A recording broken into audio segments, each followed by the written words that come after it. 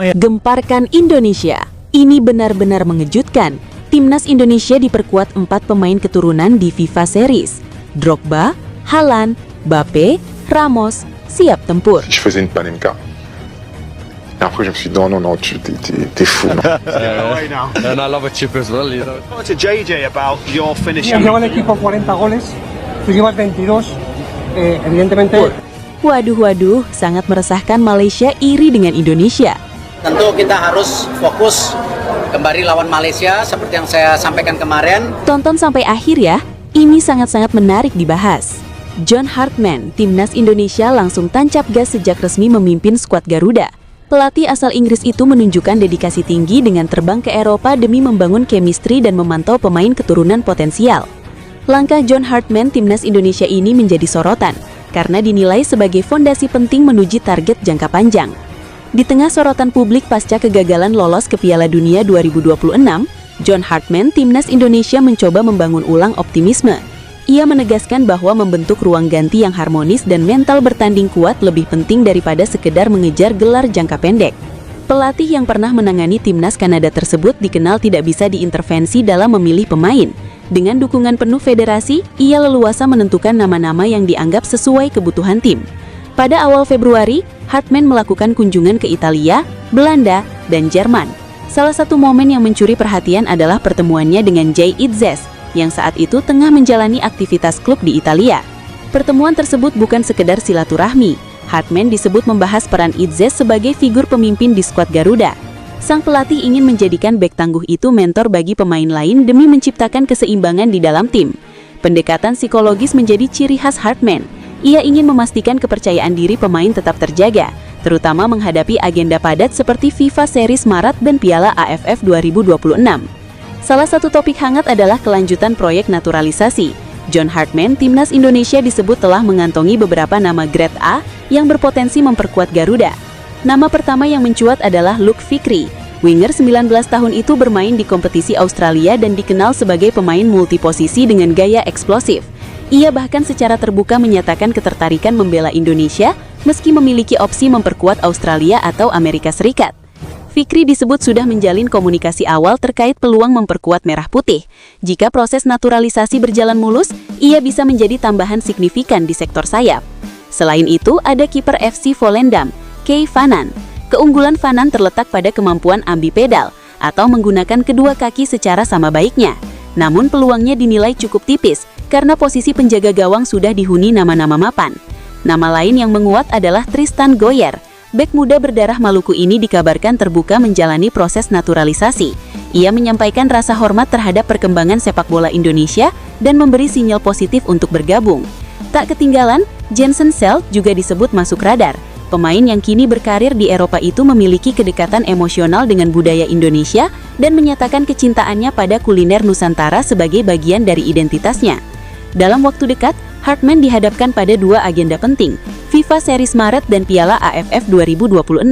Tantangan muncul karena beberapa pemain seperti Shane Patinama dipastikan absen akibat sanksi. Untuk posisi penjaga gawang, Martin Paes tetap diprediksi menjadi pilihan utama.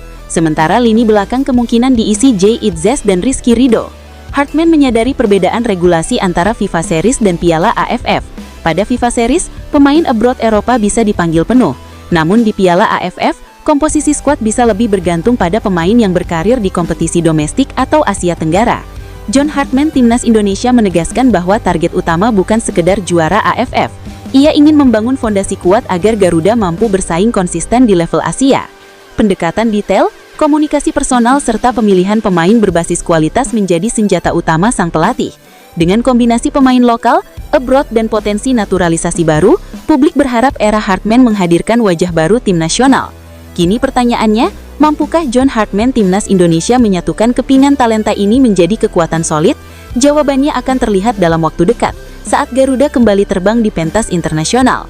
Media asal Malaysia, New Straits Times, memberikan kritik pedas soal perkembangan terkini skandal naturalisasi ilegal. Dalam salah satu artikelnya, New Straits Times mengatakan jika sepak bola Malaysia seharusnya berkaca diri, daripada sibuk menuduh negara lain sebagai pelapor. Artikel mereka yang berjudul Sepak Bola Malaysia harus bercermin pada diri sendiri, bukan menelaah negara tetangga, menyoroti banyaknya opini publik di negara tersebut yang terlalu fokus mencari pelapor, padahal seharusnya mereka mencari hakikat sebenarnya dari masalah tersebut. Sebelumnya, FIFA melakukan investigasi dan menetapkan bahwa Asosiasi Sepak Bola Malaysia dan 7 pemain naturalisasi terbukti memalsukan data. Akibatnya, ke-7 pemain tersebut dijatuhi sanksi denda dan larangan berkompetisi selama 12 bulan. Meski begitu, penegakan larangan tersebut saat ini ditangguhkan menunggu putusan akhir dari Pengadilan Arbitrase Olahraga, walaupun bisa kembali berlaku kapan saja. Laporan yang dikabarkan muncul dari Konfederasi Sepak Bola Asia mengatakan bahwa pengaduan telah diajukan ke FIFA sehari setelah kemenangan telak Harimau Malaya 4-0 atas Vietnam di Stadion Nasional Bukit Jalil pada 10 Juni tahun lalu. Kepercayaan diri timnas Indonesia jelang Piala AFF 2026 justru mendapat respon sinis dari media Vietnam.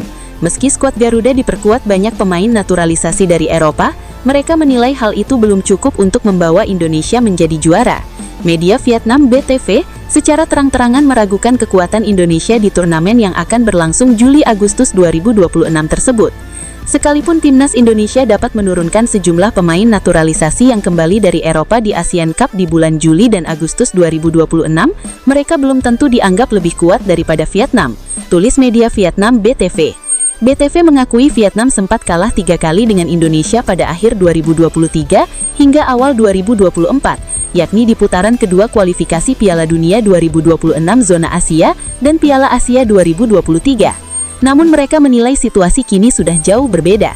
Ini sangat kontras dengan situasi pada akhir 2023 dan awal 2024, ketika Vietnam kalah dalam ketiga pertandingan melawan Indonesia di putaran kedua kualifikasi Piala Dunia 2026 Zona Asia dan Piala Asia 2023. Lanjutan laporan tersebut. Menurut mereka, Vietnam saat ini lebih stabil dan matang, terutama setelah pergantian pelatih ke Kim Sang-sik. Di bawah arahannya, Vietnam disebut lebih seimbang dan percaya diri berkat sejumlah gelar regional dalam beberapa tahun terakhir. Di sisi Indonesia, situasinya memang tidak sepenuhnya ideal. Pelatih John Hartman memberi sinyal bahwa tidak semua pemain diaspora di Eropa bisa dipanggil untuk Asian Cup 2026 karena turnamen itu berada di luar kalender resmi FIFA. Hartman bahkan menegaskan dirinya tidak ingin memaksakan negosiasi dengan klub-klub Eropa demi memanggil pemain di luar agenda internasional resmi. Sebaliknya, ia melihat turnamen ini sebagai kesempatan untuk menguji kedalaman skuad dan memberi ruang bagi pemain Liga 1. Meski begitu, peluang tetap terbuka bagi diaspora yang bermain di kawasan Asia Tenggara karena akses pemanggilan lebih realistis. Vietnam datang sebagai juara edisi sebelumnya dan akan langsung berhadapan dengan Indonesia sejak fase grup. Itu berarti duel panas sudah terjadi sejak awal.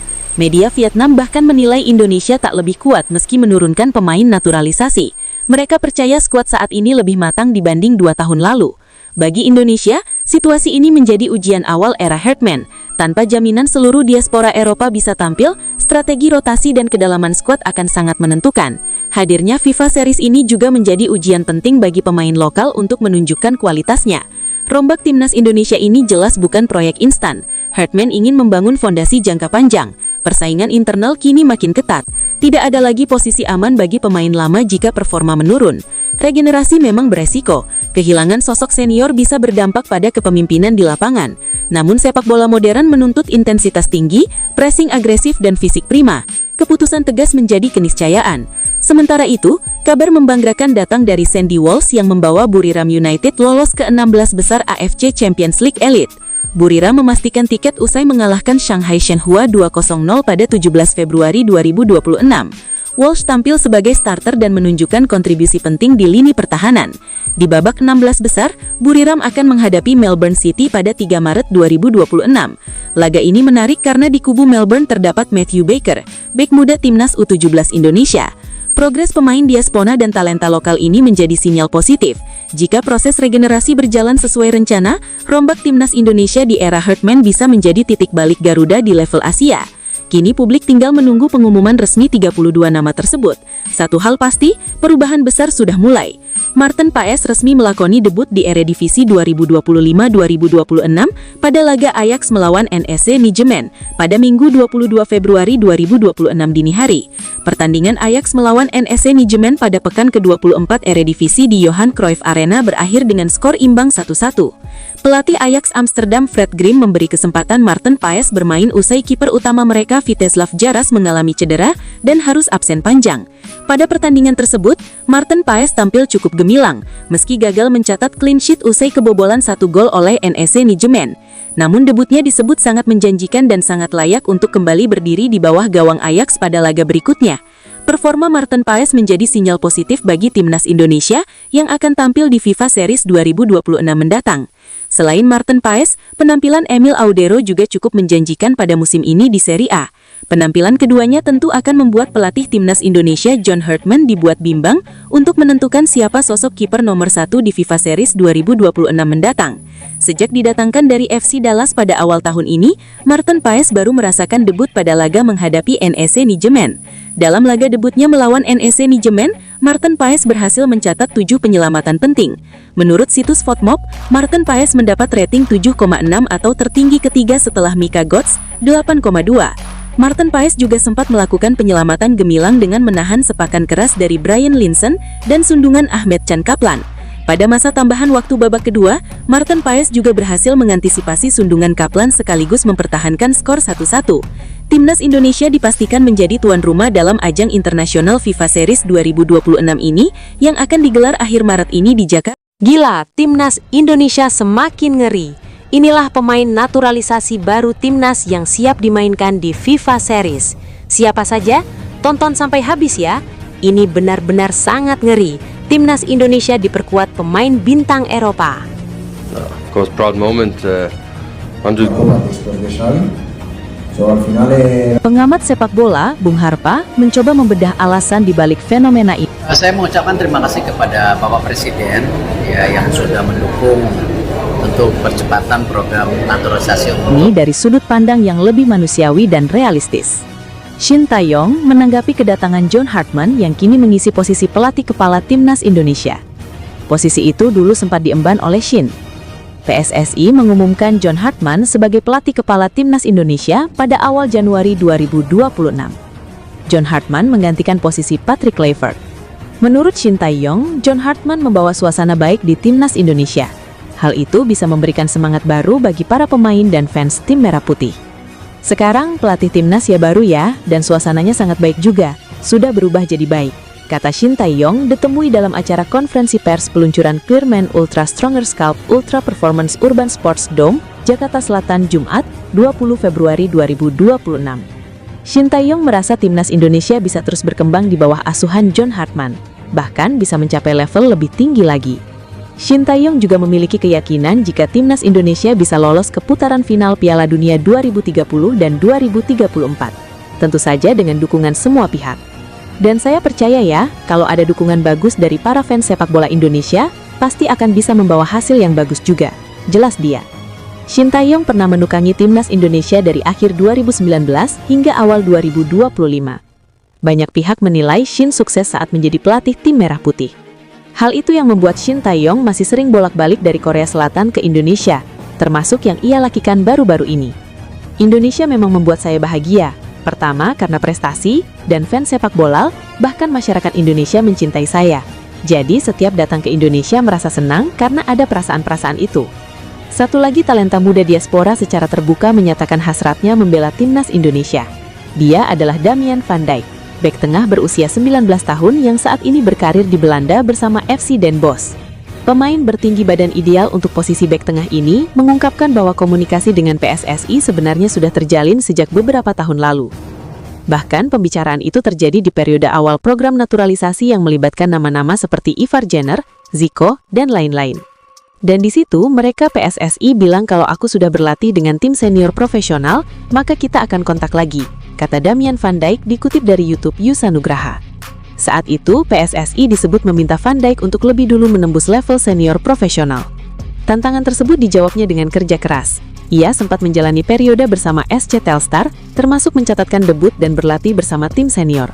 Dan ya, setelah itu saya bermain di Telstar, debut di tim senior juga. Saya mulai berlatih dengan mereka juga. Merasa sudah memenuhi syarat yang diminta, Van Dijk kemudian berinisiatif menghubungi PSSI untuk menanyakan kelanjutan prosesnya. Namun respons yang ia terima kala itu belum membuahkan kabar menggembirakan. Kemudian saya kontak mereka PSSI karena mereka pernah bilang akan hubungi saya. Saya bilang gimana kelanjutannya. Tapi saya tidak dapat kabar apa-apa tentang timnas. Hanya mereka memberikan selamat saja. Jelas Van Dijk. Menariknya, musim ini komunikasi baru kembali terjalin. Meski begitu, ia memilih berhati-hati dalam menyampaikan detail demi menjaga proses yang masih berjalan. Untuk saat ini, saya sudah kontak dengan mereka musim ini. Tapi kontaknya seperti apa, aku nggak mau bilang lebih dulu karena tidak tahu ke depannya akan gimana. Saya juga nggak mau bilang hal-hal yang mereka nggak ingin saya bilang untuk saat ini. Ujar Van Dijk. Saya ingin menjadi lebih baik untuk diriku sendiri dan tentu juga untuk bisa berkontribusi di timnas Indonesia, kata bek 19 tahun ini. Jadi walaupun saya belum dipanggil ke timnas, itu buat aku motivasi untuk menjadi lebih baik lagi.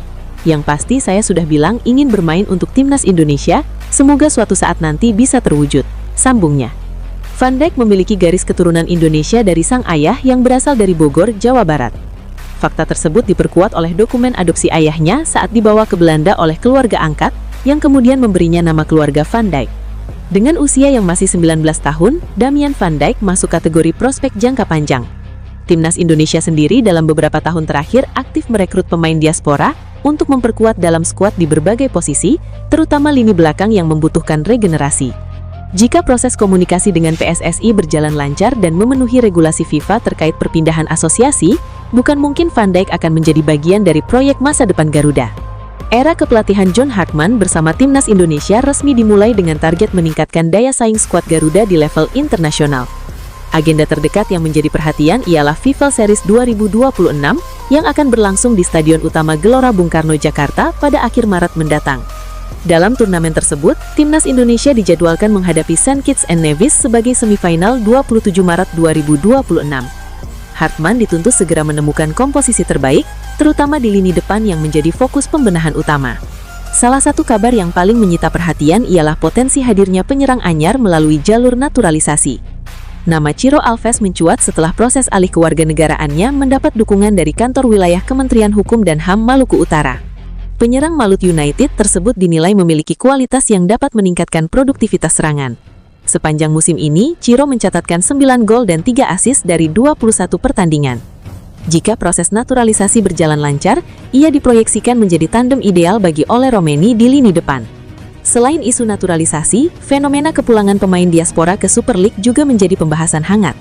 Dalam 2 musim terakhir, sejumlah pemain naturalisasi memilih melanjutkan karir di kompetisi domestik.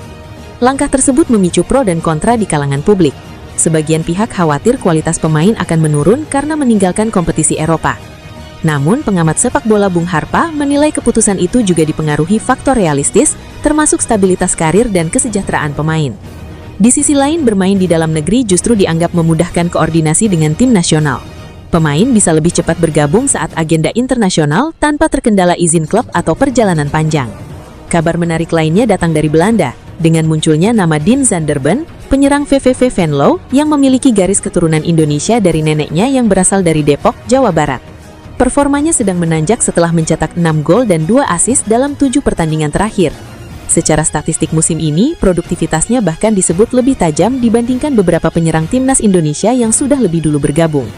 Dengan usia 24 tahun serta pengalaman bermain di kompetisi Eropa, Zanderban dinilai sebagai opsi menjanjikan untuk memperkuat lini depan timnas Indonesia pada masa depan. Kombinasi naturalisasi baru, perkembangan pemain diaspora, serta pemantauan talenta keturunan menjadi bagian dari strategi besar Hartman membangun generasi baru Garuda menuju Piala AFF 2026 dan Piala Asia 2027. To play, of course it's a little bit far for us to travel, but it's a place. Everyone keep on telling me about your record with 260. Y nosotros lo sufrimos más que nadie. Hay que. Je faisais une balle de quart. Et après, je me suis Resmi, PSSI umumkan pemain naturalisasi baru timnas Indonesia. Siapakah dia? Kabar sangat menyenangkan. Timnas Indonesia diperkuat 4 pemain naturalisasi baru, Erling Haaland, Mbappe, Sergio Ramos, dan Drogba. 4 pemain ini sudah dihubungi PSSI. Ini sangat-sangat mengejutkan. John Hartman, pelatih timnas Indonesia, siap naturalisasi 4 pemain keturunan ini. Tonton sampai habis ya, agar tidak ketinggalan sama berita terbaru dari channel ini. Proyek naturalisasi Timnas Indonesia 2026 kembali menjadi sorotan tajam publik sepak bola nasional. Setelah kegagalan pahit pada musim sebelumnya, PSSI mengambil langkah besar yang menandai dimulainya era baru Timnas Indonesia. Pergantian pelatih kepala menjadi simbol perubahan tersebut, sekaligus sinyal kuat bahwa federasi tidak ingin setengah-setengah dalam membangun skuad Garuda yang lebih kompetitif. Penunjukan John Hartman sebagai pelatih anyar menggantikan Patrick Kluivert disebut bukan sekadar pergantian nama. Sosok Hartman dikenal memiliki karakter disiplin tinggi, pendekatan modern, serta visi jangka panjang. Bersamaan dengan itu, naturalisasi Timnas Indonesia 2026 dipastikan tetap berlanjut, bahkan dengan skala yang jauh lebih ambisius dibandingkan era sebelumnya. Keputusan PSSI ini langsung memantik perhatian publik. Pasalnya, nama-nama pemain yang masuk radar naturalisasi bukan figur sembarangan. Mereka adalah pemain aktif di Liga Top Eropa dengan nilai pasar dan pengalaman bertanding yang bisa langsung mengangkat level permainan Timnas Indonesia. Jika sebelumnya naturalisasi kerap menuai pro dan kontra, kini arah kebijakan PSSI terlihat lebih terstruktur. Naturalisasi tidak lagi sekadar tambal sulam, melainkan bagian dari blueprint jangka panjang. Di era naturalisasi Timnas Indonesia 2026, pemain yang dibidik bukan hanya siap pakai, tetapi juga memiliki potensi berkembang untuk beberapa tahun ke depan. Langkah ini diyakini sebagai upaya nyata PSSI agar Timnas Indonesia mampu bersaing di level Asia, bahkan mendekati standar global. Nama pertama yang mencuri perhatian adalah Pascal Strujic. Bek jangkung milik Leeds United ini sejatinya bukan nama baru bagi publik tanah air. Wacana naturalisasinya sudah muncul sejak beberapa tahun lalu, namun sempat terhambat administrasi. Kini di era John Hartman, peluang itu kembali terbuka. Dengan tinggi 190 cm, Strujic dikenal tenang, kuat dalam duel udara, serta cerdas membaca permainan. Ia juga piawai membangun serangan dari lini belakang, gaya bermain yang sangat cocok dengan sepak bola modern. Fleksibilitasnya bermain sebagai bek tengah maupun bek kiri menjadi nilai tambah besar. Jika resmi dinaturalisasi, Strujic berpotensi menjadi pemain dengan nilai pasar tertinggi yang pernah membela Timnas Indonesia dengan valuasi mencapai 390 miliar rupiah. Nama kedua adalah Jansen Selk, bek muda berusia 22 tahun yang saat ini tampil reguler di Bundesliga bersama VfL Wolfsburg. Meski berstatus pemain pinjaman dari Sunderland, 9 penampilan di Bundesliga menjadi bukti kualitasnya. Dengan postur 195 cm, Selk merupakan tipikal bek modern, kuat, cepat, dan solid.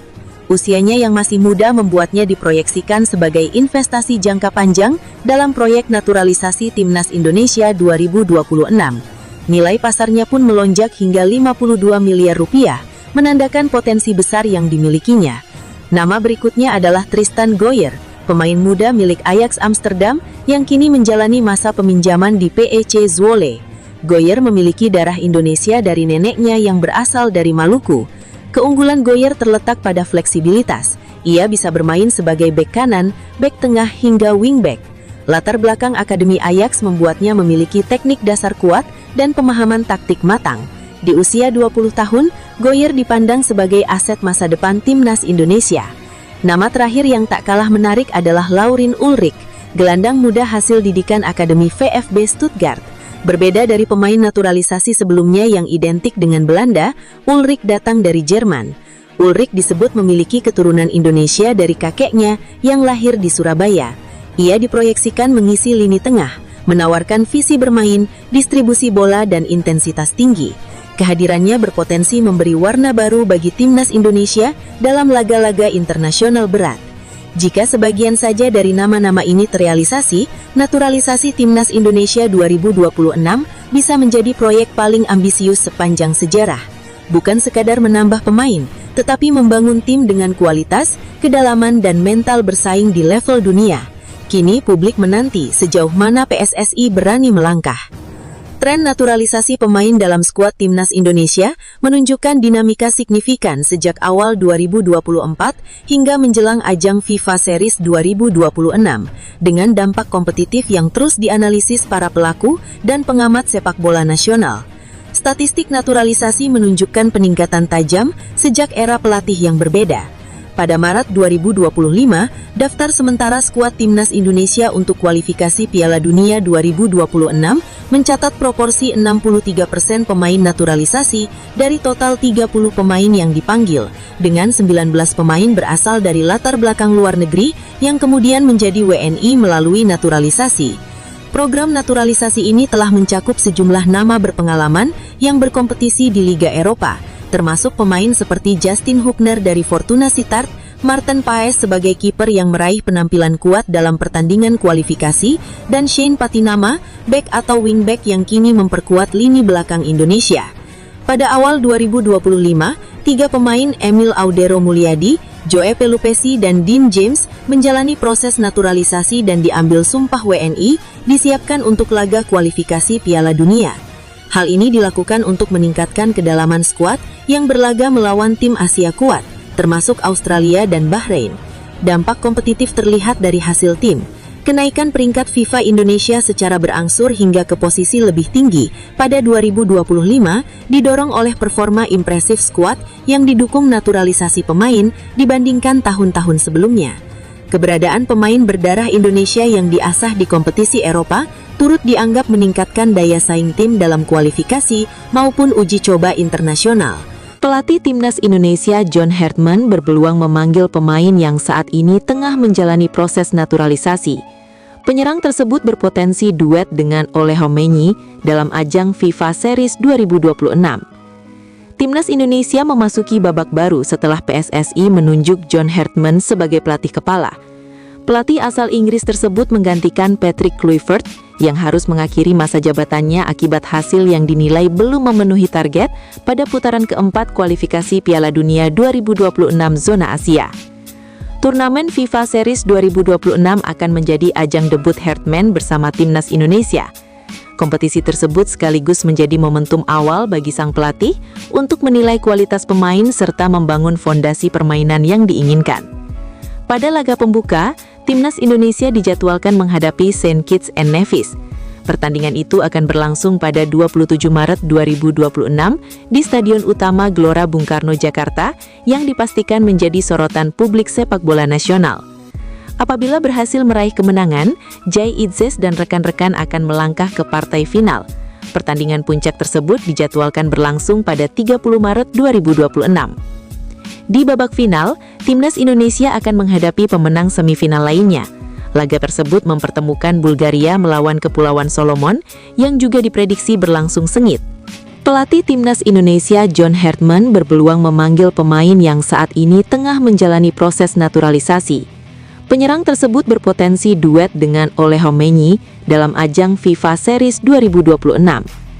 Timnas Indonesia memasuki babak baru setelah PSSI menunjuk John Hartman sebagai pelatih kepala. Pelatih asal Inggris tersebut menggantikan Patrick Kluivert yang harus mengakhiri masa jabatannya akibat hasil yang dinilai belum memenuhi target pada putaran keempat kualifikasi Piala Dunia 2026 zona Asia. Turnamen FIFA Series 2026 akan menjadi ajang debut Hartman bersama Timnas Indonesia. Kompetisi tersebut sekaligus menjadi momentum awal bagi sang pelatih untuk menilai kualitas pemain serta membangun fondasi permainan yang diinginkan. Pada laga pembuka, Timnas Indonesia dijadwalkan menghadapi St. Kitts and Nevis. Pertandingan itu akan berlangsung pada 27 Maret 2026 di Stadion Utama Gelora Bung Karno, Jakarta, yang dipastikan menjadi sorotan publik sepak bola nasional. Apabila berhasil meraih kemenangan, Jai Idzes dan rekan-rekan akan melangkah ke partai final. Pertandingan puncak tersebut dijadwalkan berlangsung pada 30 Maret 2026.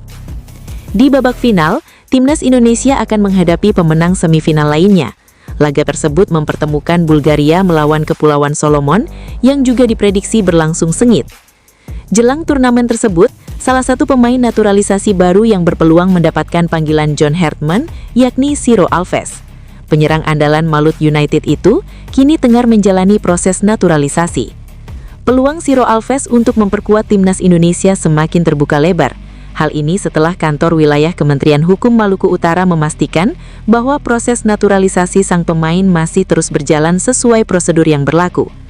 Kepastian tersebut menjadi angin segar bagi publik sepak bola nasional, terutama jelang FIFA Series 2026. Jika seluruh tahapan administrasi berjalan lancar, bukan tidak mungkin Ciro Alves bisa segera berstatus sebagai warga negara Indonesia dan masuk dalam radar pelatih Timnas Indonesia. Kami mendukung proses naturalisasi saudara Ciro menjadi WNI.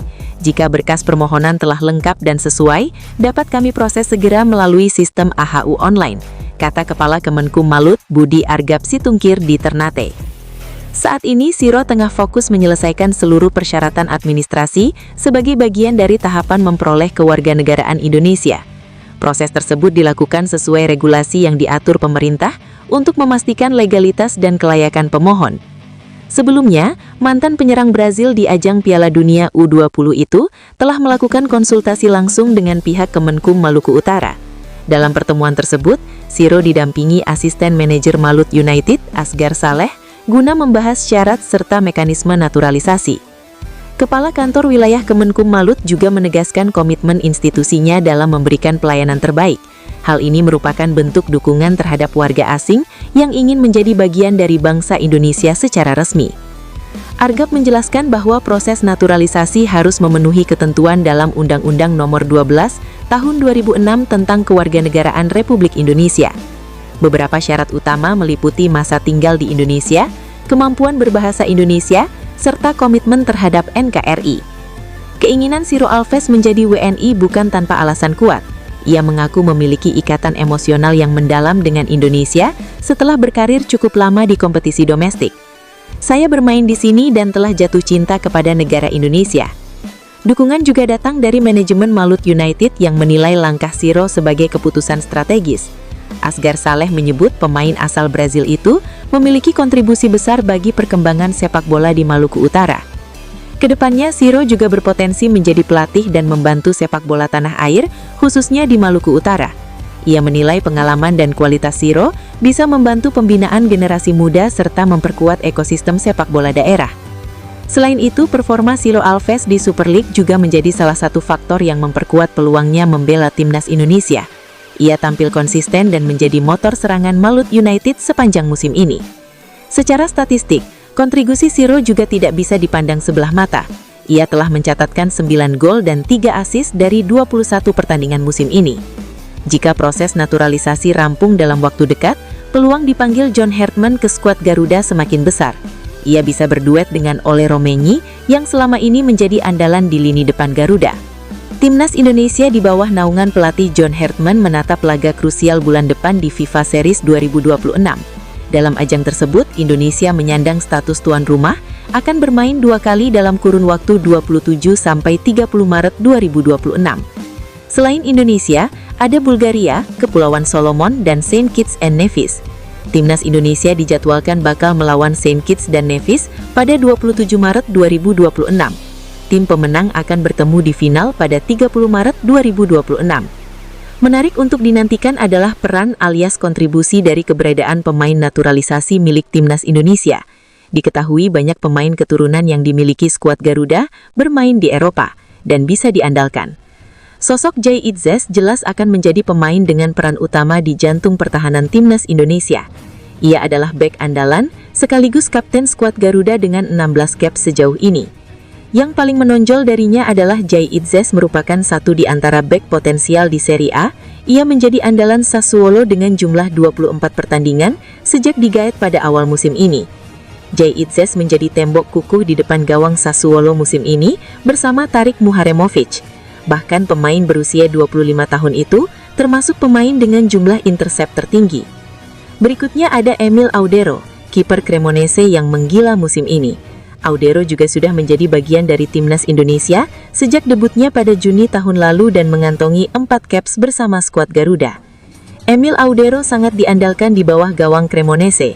Ia memainkan 21 laga sejauh ini dan termasuk kiper dengan nilai tinggi di Serie A.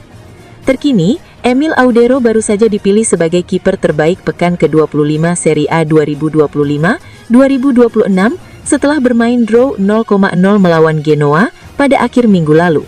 Hasil tanpa gol Cremonese melawan Genoa kemarin menjadikan Emil Audero sudah mengukir 7 clean sheet alias tak kebobolan selama musim ini. Sebuah catatan yang tidak main-main, mengingat sebagai tim, Cremonese bukan yang terkuat di Liga Italia 2025-2026. Bahkan di beberapa kesempatan, mereka kerap dihajar tim lain dengan skor besar. Pelatih timnas Indonesia John Hartman punya senjata lainnya pada diri Miliano Jonathans. Penyerang sayap berusia 21 tahun itu sedang menikmati peminjaman Excelsior di Eredivisie Belanda. Miliano Jonathans kembali menambah jam terbangnya di Excelsior saat menjamu AZ Alkmaar pada pekan ke-23 Eredivisie di Stadion Woudenstein Sabtu, 14 Februari 2026 malam WIB. Sayangnya Excelsior kalah 1-2 di pertandingan ini. Miliano Jonathans baru masuk di menit ke-79, menggantikan Darren Silly Sanchez Fernandes.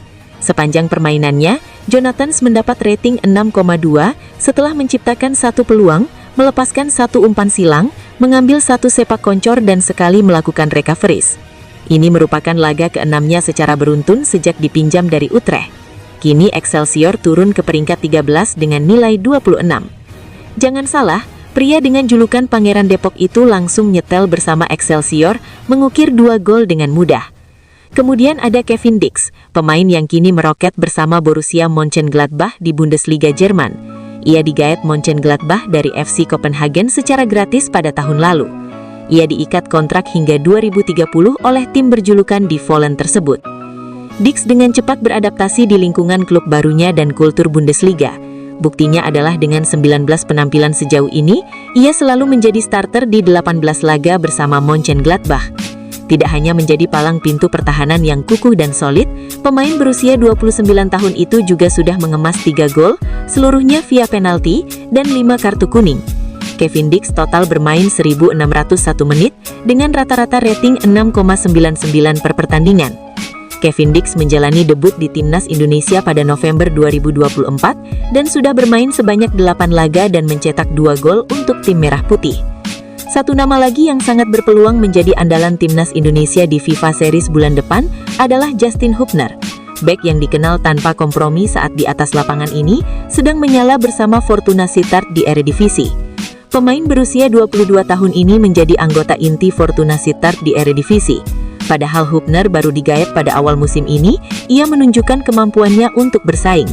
6 laga menjadi starter dari 15 total penampilannya musim ini di Eredivisie menjadi pencapaian mengesankan. Pria yang dijuluki El Preman tersebut selalu bermain penuh dalam 4 laga beruntun Fortuna Sittard. Hubner juga telah mengoleksi 1 gol plus 1 assist. Bersama skuad Garuda, Hubner telah mengoleksi 15 caps. Justin Hubner yang punya karakter semangat membara ini akan banyak membantu meningkatkan motivasi seluruh rekan setimnya. Ia juga dikenal lewat permainan ngeyel, ngotot, dan tak takut berduel secara fisik. Publik sepak bola Indonesia kembali menaruh perhatian pada pemain diaspora yang berkarir di Eropa. Kali ini sorotan tertuju pada striker muda KRC Genk yang memiliki darah Indonesia dari sang ibu yang berasal dari Yogyakarta. Faktor keturunan tersebut membuat namanya mulai dikaitkan dengan potensi naturalisasi untuk memperkuat timnas Indonesia di masa depan. Di tengah upaya regenerasi skuad Garuda, sosok pemain muda yang bermain di kompetisi Eropa tentu menjadi perhatian tersendiri dan bisa menjadi alternatif bagi Robin Mirosila. Robin Mirosila saat ini usia 19 tahun dan memperkuat KRC Genk, salah satu klub papan atas Belgia yang dikenal sebagai penghasil pemain muda berbakat. Klub tersebut menunjukkan kepercayaan besar terhadap perkembangan pemain dengan memberinya kontrak panjang hingga 30 Juni 2030. Pada musim 2025-2026, Mirosila mulai mendapat kesempatan tampil di tim utama.